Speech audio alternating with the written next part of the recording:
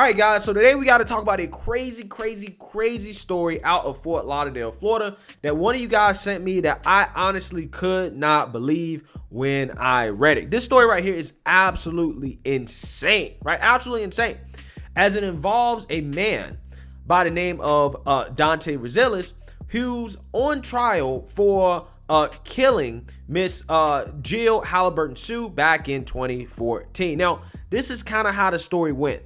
Okay, he's allegedly broke into her home, right? Which is in a wealthy kind of gated community. And after he broke into her home, he tied her up and stabbed her to death. Okay, allegedly that's what he did. Now, again, he's on trial for murder, in which there's two possible convictions here. He could be convicted of murder or he can be convicted of manslaughter. Now, this trial, which happened a few weeks ago, takes a very shocking and strange turn, as the judge declared a mistrial after the jury allegedly could not come to an agreement on a verdict for this trial because some jurors did not want to convict Mr. Resiles simply because he's black. Take a look. A jury foreman speaking out about what was going through her mind moments before a high-profile murder case ended in a mistrial. 7's Nicole Insalata reports.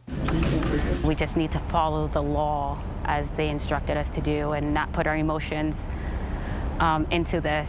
But one of the jurors charged with deciding the fate of accused murderer Dayonte Resiles says that's exactly what happened in the jury room.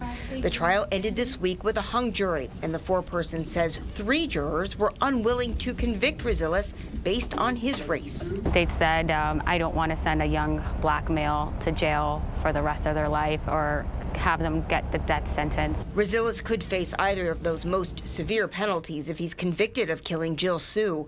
Prosecutors say Resiles broke into the 59-year-old's Davie home intending to commit burglary, but when he found her inside, tied her up and stabbed her 24 times. His DNA found on a knife and inside the home. He was arrested, charged with murder, and 2 years later escaped from the courthouse during a hearing. Investigators tracked him down nearly a week later.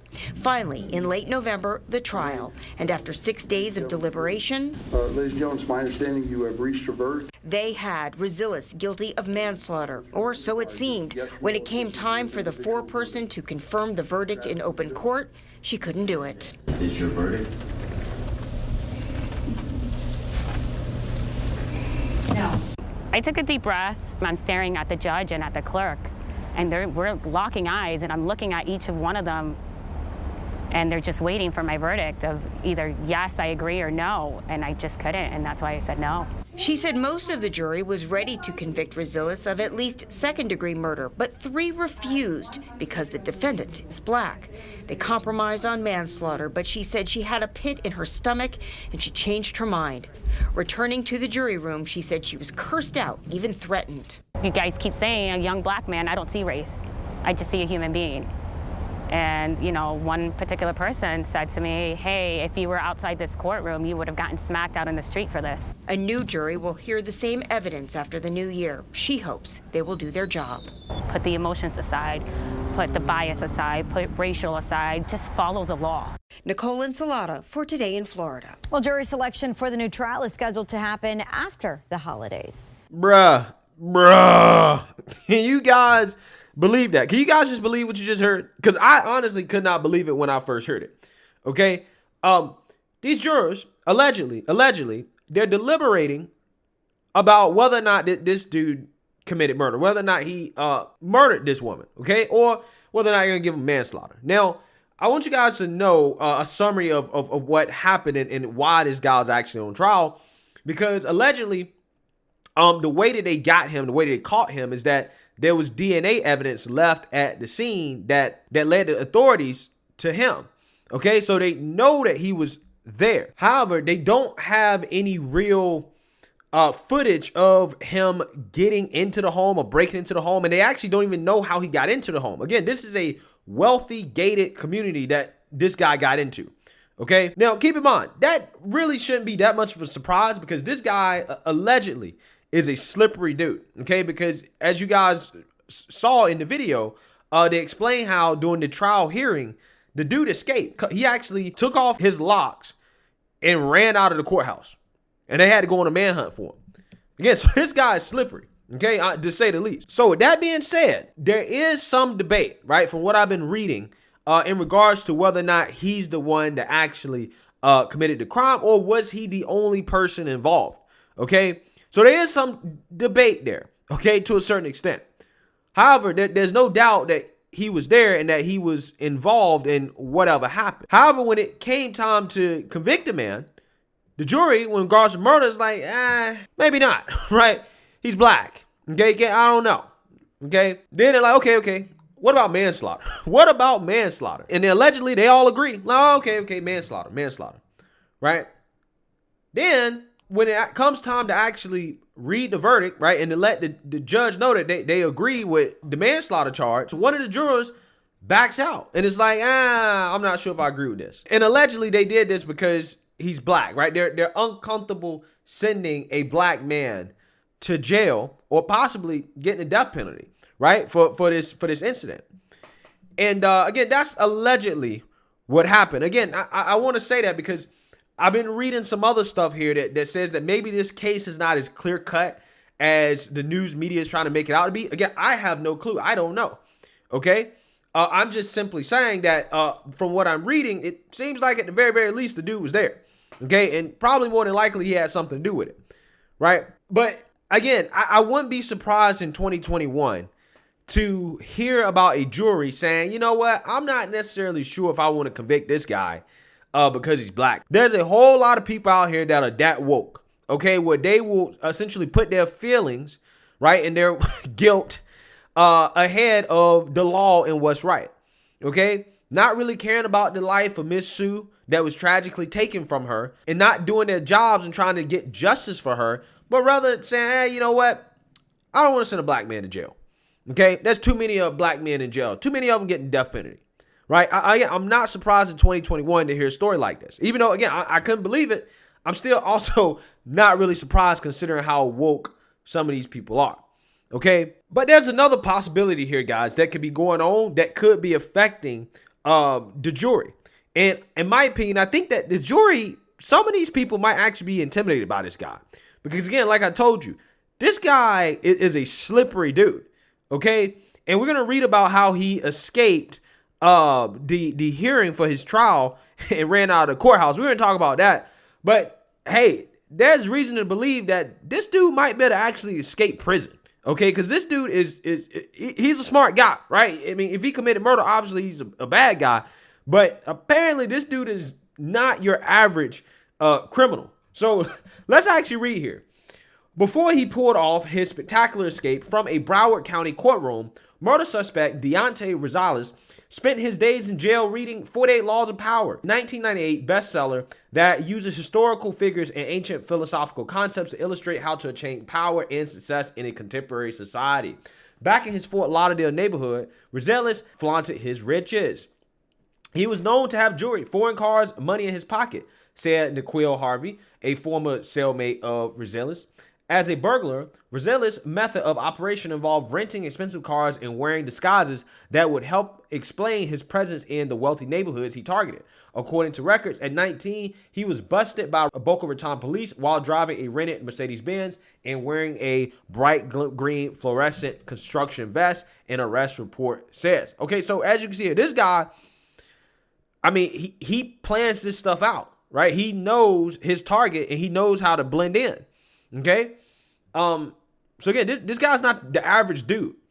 Court records detail Resiles' history of crime beginning at age 12 when he was arrested for larceny. By the time he graduated into the adult criminal justice system, he had racked up at least 8 more juvenile arrests, most for burglary. On July 15th, Resiles, 21, shed handcuffs and shackles and dashed out of a Broward County courtroom where he was appearing on charges of fatally stabbing a woman 2 years ago during a burglary in Davie. Authorities chased him for nearly a week, describing him as armed and a dangerous killer, before courting him Wednesday night at a Days Inn in West Palm Beach. A team of about 36 law enforcement officers surrounded the hotel, and a SWAT team ordered Resiles out of his room and arrested him. Resiles' half-brother, Kahari Owens, and others tell a different side of the daring fugitive. A young man they describe as affable, intelligent, and a product of a troubled childhood. So exactly who is this Willow the Wisp who had a $50,000 price on his head and frustrated his pursuers for days. All right, so we're going to read a little bit more here about his background so that you guys kind of understand what's going on here. And you probably shouldn't, be surprised to hear some things here. Although his name is Dayonte Omar Resiles, friends and family call him Moochie. Owen said he doesn't remember where the nickname came from, but they call him Moochie as a boy, and the name stuck. He attended Thurgood Marshall Elementary School, Arthur Robert Ashe Middle School, and Dillard High School, all in Fort Lauderdale. The brothers live with their mom, older brother, and younger sister. Although they shared the same mother, they had different fathers, and their dads came around on the weekend. So it seems to me that he may have had some fathers in his life, okay, or some father figures. However, they probably weren't staying there. They probably weren't around much, okay? That kind of seems like what it is. The rest of this basically details how, this guy lived, in a poor neighborhood and living off food stamps and stuff like that. So let's actually go down here to read about how the dude actually escaped from the courthouse. On the morning he escaped, Resiles was scheduled to appear at a hearing at 10 a.m. Resiles' attorney, H. Dow Williams, was set to argue his challenge of a new death penalty statute, which requires prosecutors to notify defendants within 45 days that they are seeking death and to list the aggravating factors that they think warrant the death penalty, he said. Our position was they missed the deadline and death's off the table, Williams said. When Williams got a phone call informing him his client was gone, I was kind of shocked for a combination of reasons. One, because I was optimistic about getting the death penalty off the table. And two, in my 43 years here, I think there have only been a couple of instances where somebody escaped from a courtroom.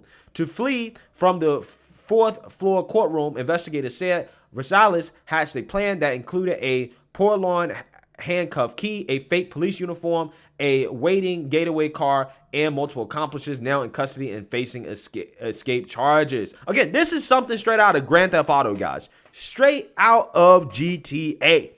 Okay? GTA 5, right? Straight out of GTA. This man had a fake police uniform, a porcelain handcuff key, and a getaway car, and multiple people involved. Again, this is not just your average dude. So again, I'm thinking that what's going on in these jurors' mind is more than probably the fact this dude's black. It's the fact they know that this dude could possibly escape prison, okay? This dude is slippery, right? Among those accomplices are a girlfriend who was a college student studying nursing, his twin teenage cousins, and fellow prisoner who blocked a surveillance camera with his body and helped Resiles defeat the shackling system, authorities said. This is incredible. Resiles' 17-year-old twin cousins, Katron and Trayvon Barnes, who are accused of helping him escape, love him to death, Owen said. Moochie used to pick them up, buy them sneakers, and take them out, Owen said. When asked if they would do anything for their cousin, he said, who wouldn't? While Resiles was on the lam, his supporters took to social media. The hashtag #RunMoochieRun popped up on social media, and one supporter posted a picture of himself wearing a Justice for Moochie t-shirt that featured his jailhouse mugshot. A Change.org petition created Wednesday night claims Resiles is innocent of murder. It had almost 2,400 signatures by Friday afternoon. Owen said that because Resiles had spent a lot of money helping people, it wasn't a surprise that multiple people are accused of helping him in the escape. If he asked you, you would do it. He got loved by him. Owen said he did so much for people, they feel like they owe him. Yeah. So this guy right here, what can you say? I mean, he's definitely one of the more intelligent criminals out there. Whom built up a reputation and a lot of trust within his community that basically helped him escape from jail. So I think what's going on here is not just the jurors saying, hey, we don't want to convict him because he's black. They probably don't want to because they're actually afraid of him, right? They're probably afraid that if they were to convict him, that, there may be some type of retaliation or something like that. Again, considering this dude's history of being able to get out of jail, him having so much support from his friends, his family, and stuff like that. I mean, I think that's probably what is happening here. Okay. So again, this is kind of a crazy story that we should definitely watch and see what happens. Again, I have no clue what's going on here in regards to whether or not he's actually guilty. But again, I do think that this jury, I think there's a little bit more going on here than just, oh, I don't want to convict him because he's black. I think they're using that as a cop-out. But who knows? Who knows? Let me know what you guys think. Make sure you like, comment, and subscribe. Most importantly, share a black conservative perspective. Peace.